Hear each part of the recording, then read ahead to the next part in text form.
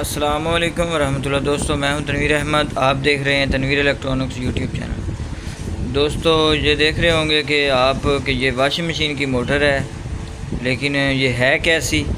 اصل میں جو اس کا پیچھے والا کپ تھا وہ ٹوٹا ہوا تھا، تو اس کا جو بیک کپ ہے وہ مل نہیں رہا تھا۔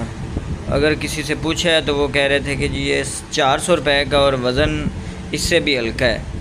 تو میں نے کیا ہے کہ یہ پیچھے والا جو کپ ہے نا، وہ ایک اور موٹر کا فرنٹ والا کپ پڑا تھا، تو اس کو میں نے یہاں پہ فٹنگ کر دیا ہے۔ اس کے اندر تھوڑا سا ایک مسئلہ آیا ہے کہ جو پیچھے والا کپ ہوتا ہے نا، اس کے اندر یہ چوڑی بنی ہوتی ہے، یہ جو بولٹ ہیں 150 سوتر کے، یہ اس کے اندر فکس ہو جاتے ہیں۔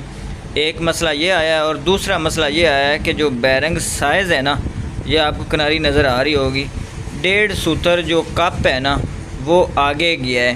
تو وہ میں نے شافٹ کے اوپر ٹول لگوا کر بیرنگ کو تھوڑا سا آگے کیا ہے۔ اس کا مجھے ایک فائدہ یہ ہو گیا تھا کہ بیرنگ کا جو سائز تھا نا وہ تھوڑا سا پہلے والا لوز تھا، اور جب میں نے آگے تھوڑا سا بیرنگ کو کیا ہے ٹول لگوا کر، تو پھر وہ اس کی فٹنگ بہترین آ گئی۔ اب یہ بالکل رواں ہے۔ دراصل اس کی موٹر ریوینڈ کی ہے، کپ کو تھوڑا سا مسئلہ تھا، ایک تھوڑا سا ٹوٹا ہوا تھا، تو احتیاط سے ہی فٹنگ کرنا تھا، اس کو ویلڈ کروانا تھا۔ تو ویلڈنگ کے دوران ہی وہ باقی حصہ ان بیلنس ہو کر ٹوٹ گیا۔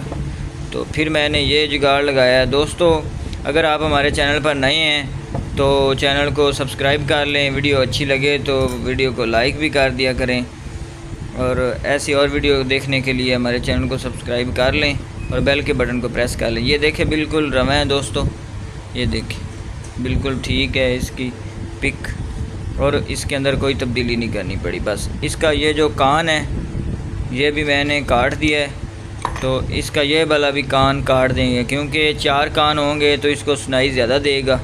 تو کاٹا میں نے اس سے، یہ ڈرل کے آگے میں نے یہ ڈسک لگائی ہوئی ہے، اس کے ساتھ میں نے یہ اس کا اتنا حصہ کاٹ دیا ہے۔